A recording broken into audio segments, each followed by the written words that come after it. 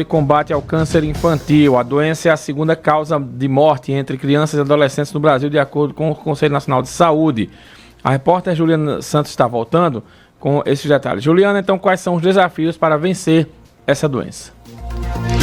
Isso, Mário, de volta aqui no Manhã Cidade, agora para a gente falar sobre o câncer infanto-juvenil. Como você mesmo disse, né, é a segunda maior causa de morte aqui no Brasil entre crianças e adolescentes, isso entre 1 e 19 anos. E isso tem a ver devido à demora, muitas vezes, do diagnóstico, até porque é um câncer que não é associado a fatores externos, né, como o sedentarismo, tabagismo, exposição ao sol. Então, tem uma certa dificuldade para identificar, é um desafio identificar o câncer infanto-juvenil.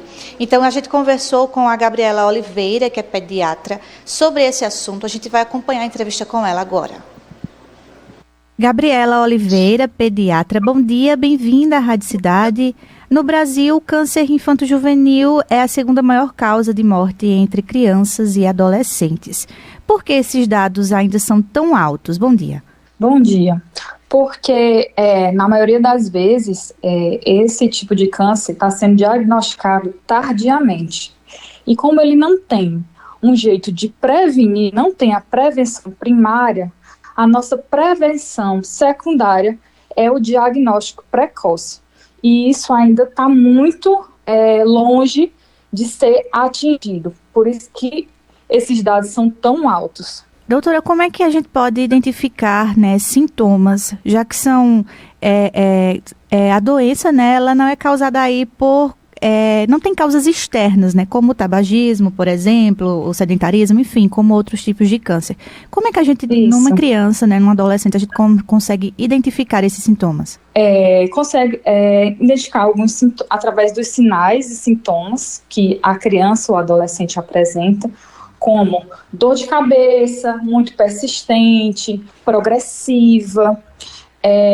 Assim, o diagnóstico é um pouco difícil também, porque são sintomas, sinais e sintomas de outras doenças, sabe?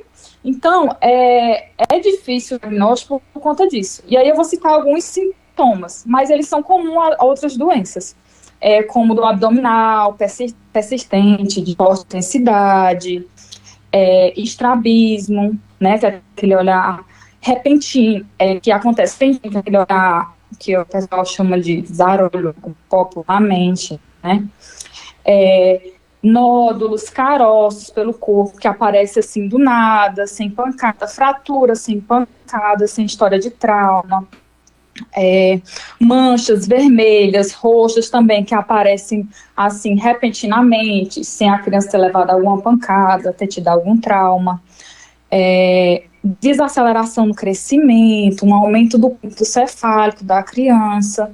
E é assim, o pai suspeitou de alguma coisa, não tá normal, nunca apresentou isso, foi rápido, foi repentino, tem que levar no pediatra, porque o primeiro a suspeitar de um câncer será um profissional pediatra.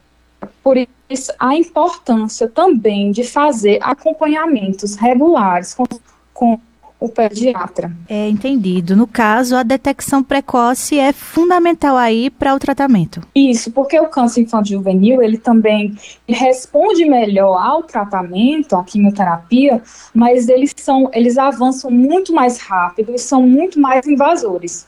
Entendido.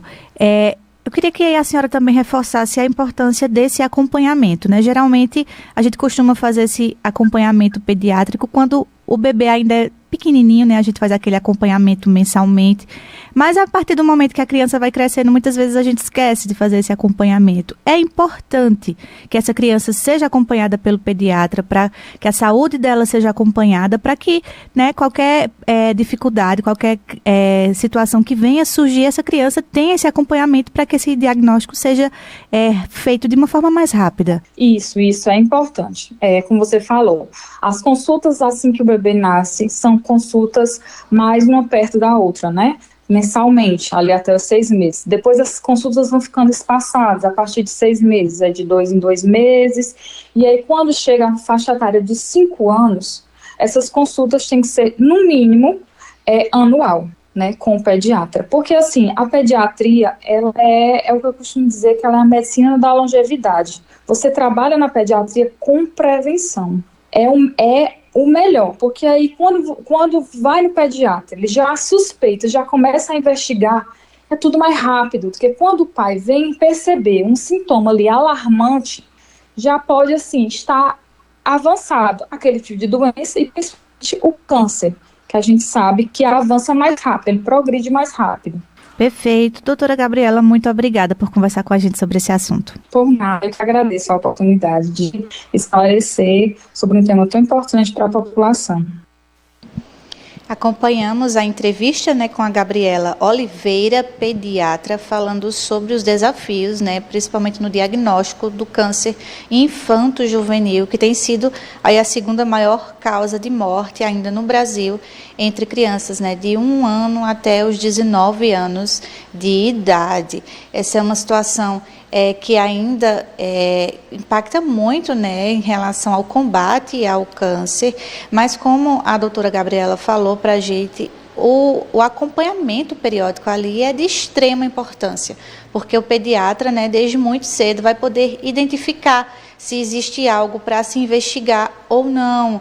Então, quando isso é encontrado, né, quando existe algum sintoma, algum sinal ali que o pediatra vê que precisa investigar, e aí então essa criança ou esse adolescente recebe o diagnóstico de uma forma rápida, então o tratamento em si é outro, basicamente. Então, as chances de cura são muito maiores.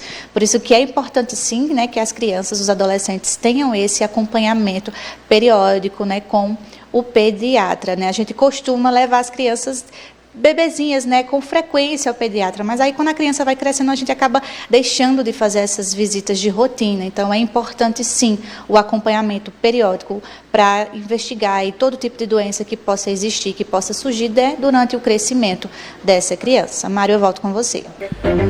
Valeu, Juliana, obrigado aí pelas dicas. Vamos passar no WhatsApp, Cidade.